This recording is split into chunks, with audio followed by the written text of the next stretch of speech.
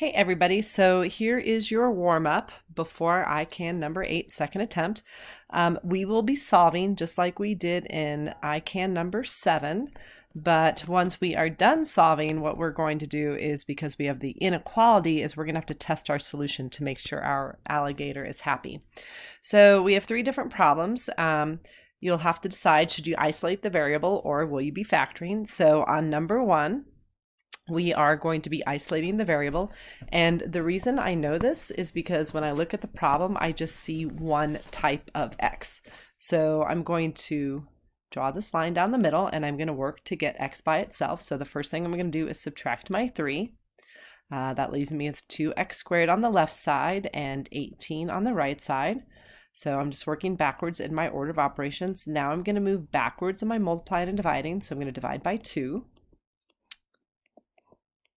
And then to get rid of this particular exponent, since it's a squared, I will square root.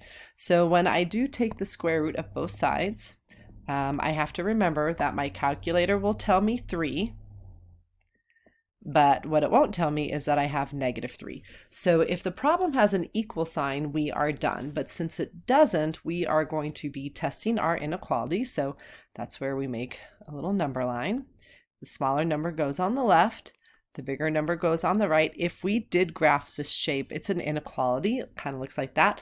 And so we just kind of want to see where's the, where are my solutions at? Where's my alligator going to be happy? So the alligator is either going to be happy in between this -3 and 3, or to the right of 3, and then as well to the left of -3. So let's take a look. The value I'm going to test is 0. Which happens to be right in between. So I'm going to go back to my original equation and I'm going to run my little test right up here. And I'm going to take that x is 0, put it in there. You are more than welcome to use a calculator to type in the left side for you. But what's going to happen is when I take 0 and square it, I get 0, and 0 times 2 is 0, and then the 0 that I get plus 3 is still 3. So when I'm done, I get this inequality, which is not true, which means my alligator does not want to be there. Instead, my alligator wants to be on the outside of my U. So since the alligator likes to be in 2 different places, I will have to write 2 different answers. So remember, arrows on the left are -infinity, arrows on the right are infinity. And so when I go for my answer for this stretch, working left to right, my alligator is happy from -infinity to -3. And then when I keep going left to right, it starts being happy again at 3 until I get to infinity. So infinity will always have parentheses, and then because the original problem is just a greater than symbol, not underlined, I will put -3 here. And if you remember that little u, that's great. If you don't, that's okay too. So that is my final answer. All right, let's take a look at number 2. So when I see number 2, I realize I will have to factor, because when I look at this problem, I have more than one type of p. So in order to factor, it has to be equal to 0, in this case less than 0. So I'm just going to move the 6p over by subtracting it, and that's going to leave me with 4p squared minus 6p plus 2.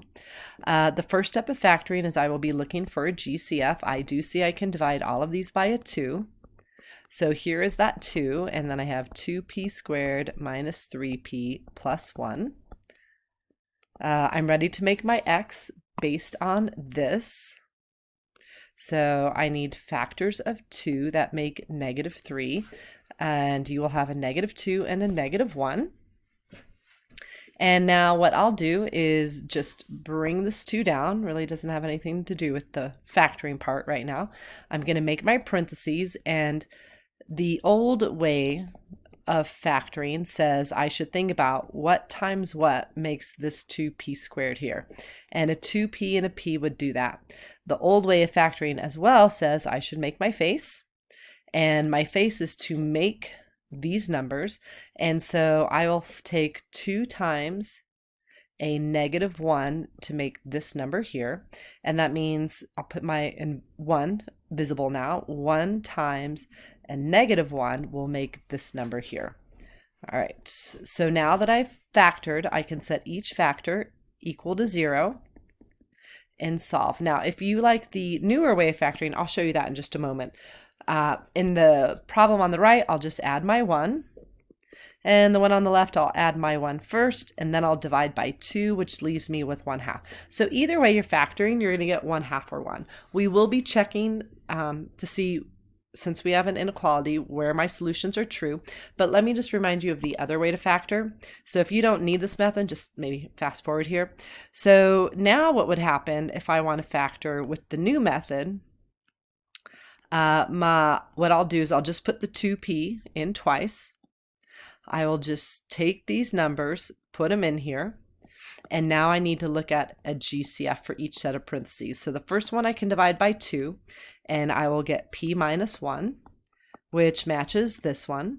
And then this one, the one on the right, doesn't have a GCF, so I would just bring it down, and then that matches this one. So either way you factor, you're going to get your two factors, 2p minus 1, and p minus 1, I set them equal to 0, and I get my two answers. Now, remember, there is an inequality, so I'm going to be testing. So I'm going to use this little space here. Sorry, there's not a lot of room on your paper. I'm going to put my smaller solution on the left, my bigger one on the right. Again, I'd like to test a simple number, so the simple number I'm going to test is 0, and 0 happens to be right here. So remember, when we graph it, your alligator either wants to be in the U or outside of the U. So I'm going to go back to the original problem. I'm going to do a little erasing here. And the value I want to test is P is 0. So if I do that, I just get this. Oh, there are my dogs. Hold on.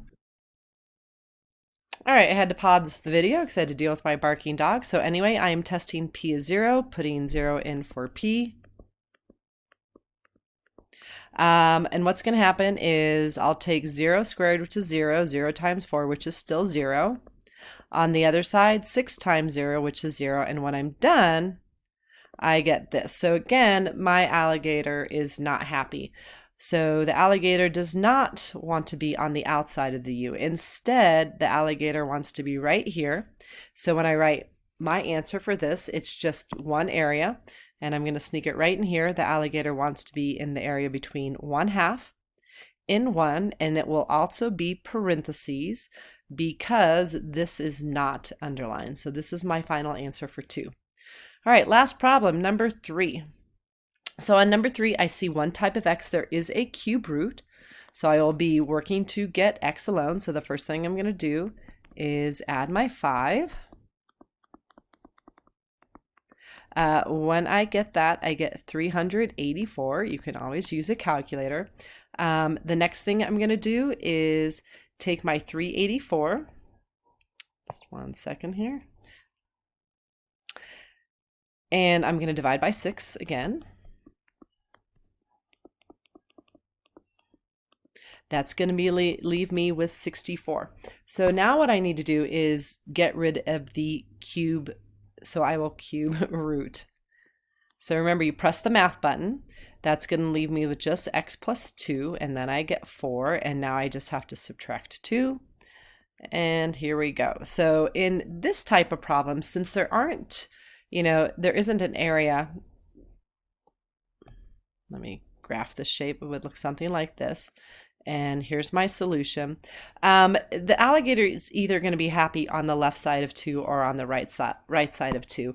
It's not two places like with the U shape, either inside the U or outside the U. So I can tell right now that my alligator is going to be happy on this side of it because this is pointing right. So when I write my answer in interval notation, remember, an arrow on the right is infinity. I can just say from 2 to infinity, and there's going to be more parentheses because none of these happen to be underlined. And that is your warm-up. When you're done, at some point you'll be taking your ICANN number 8. Don't forget to turn it into a sub, and have a good weekend.